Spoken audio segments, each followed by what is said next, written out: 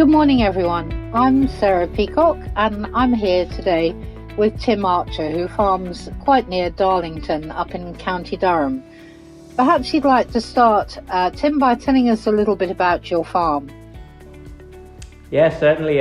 We started farming here in the 60s when my granddad won the tenancy. I think they had about 60 applicants. And he was very pleased to win that. It's a very nice farm. It's one single block. It's 350 acres. And when he started farming here, there was a herd of autumn calving black and whites, and they would be more on the Friesian side.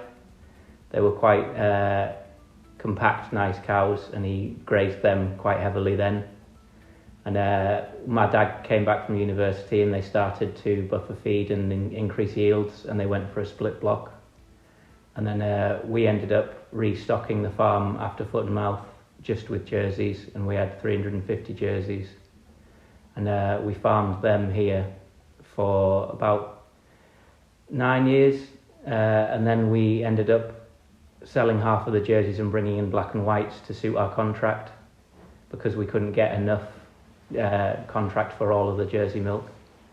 And and then that contract ran out in 2013 with Morrison's, and then we decided to combine the two herds together and try and maximise our milk from forage and make that our focus as we went forward, really. And I think the farm is all grass, just with a little bit of turnips.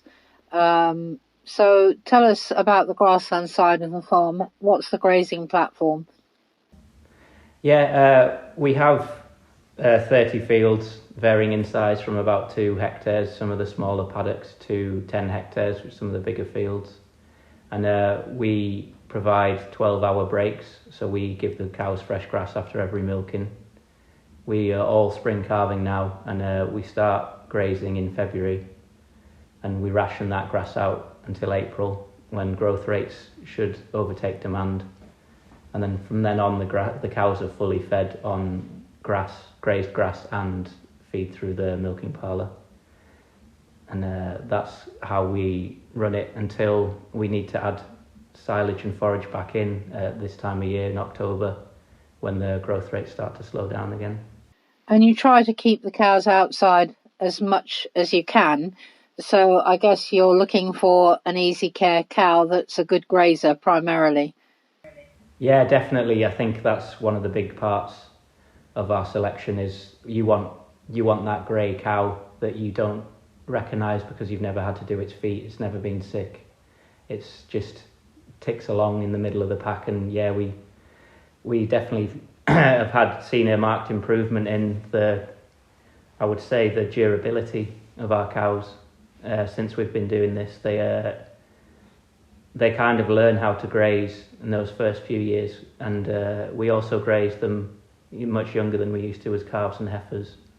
And I think that also helps just with their natural instinct to eat the grass. And to start with, you think that cows won't graze in the rain or if it gets a bit cold or things like that, but we just haven't. That's not the case anymore. If they're hungry and you put them on fresh grass, they're going to eat. It doesn't matter what the weather's doing, really.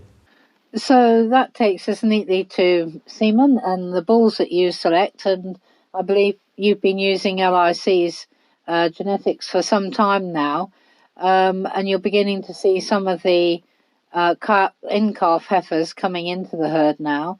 Let's talk first about a very well-known bull called Integrity. I think you've used him quite a bit. How many heifers have you got come in the herd now from him, and why did you select him? We have 42 Integrity heifers, and they're great animals. They're like more on the Jersey side, obviously because of Integrity, and the solids that they do is a really, really good. Looking through some of my figures, the predicted yields for a lot of the heifers are between 4,000 and 4,300 litres, with our cows only averaging 4,600. That's pretty high for their first lactation. And within that, their butterfat is around 6% for most of them, with protein being about 3.5, 3.7. So yeah, they're just doing great work really. Converting forage into butterfat and protein is what you want them to be doing.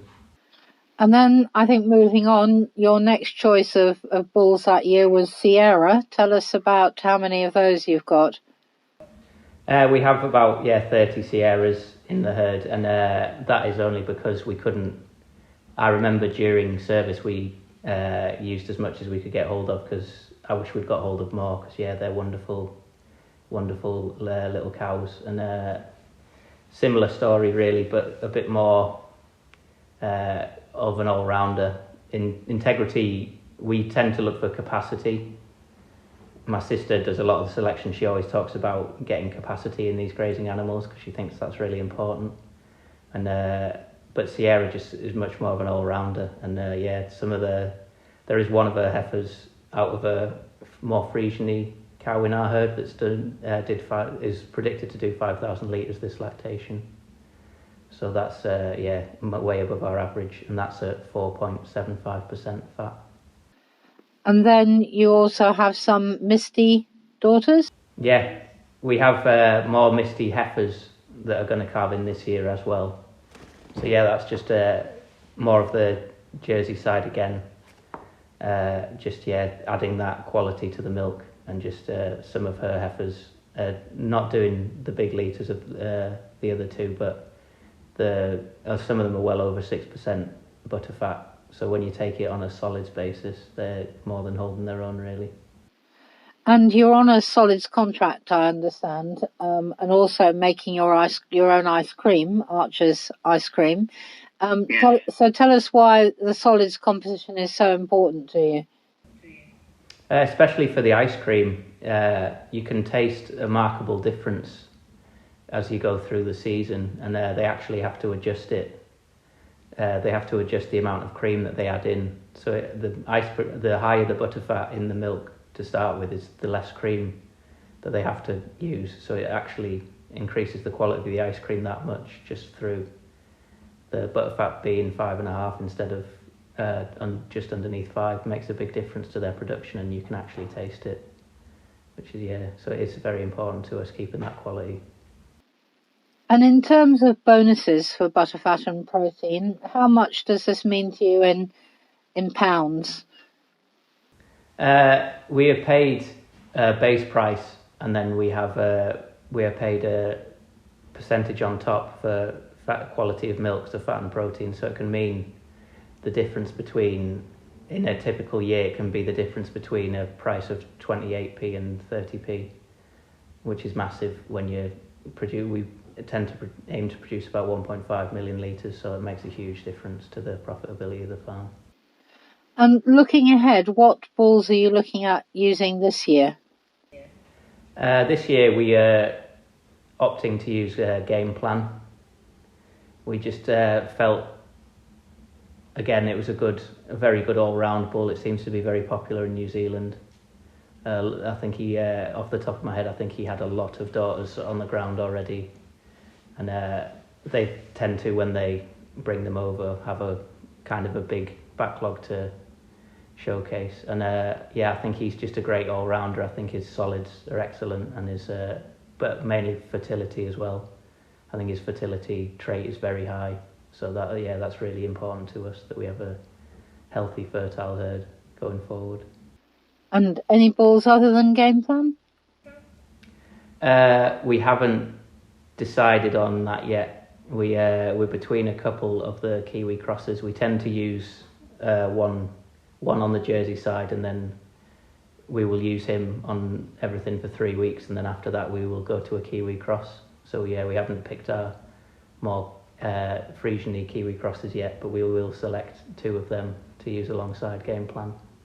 Okay, and I mean, overall, how happy are you with the type of cows that the LIC genetics has brought you? Yeah, very happy. They're a very, very smart little cows. They in terms of their performance in terms of body weight is always very impressive. I think that when you're a heavy grazing farm, that's quite an important stat. How how much they produce in terms of milk solids for live weight, because obviously they're not going to yield the same as your much larger cows, but they don't need the same volume of feed either. So it's about, I think LIC produce very efficient cows. I think that's what we like the most, really. Well, I think that's great. Thanks very much for talking me through that, Tim, and wish you lots of success as you carry on, and hope one day to be able to come and sample your ice cream. Yeah, thanks very much. No problem.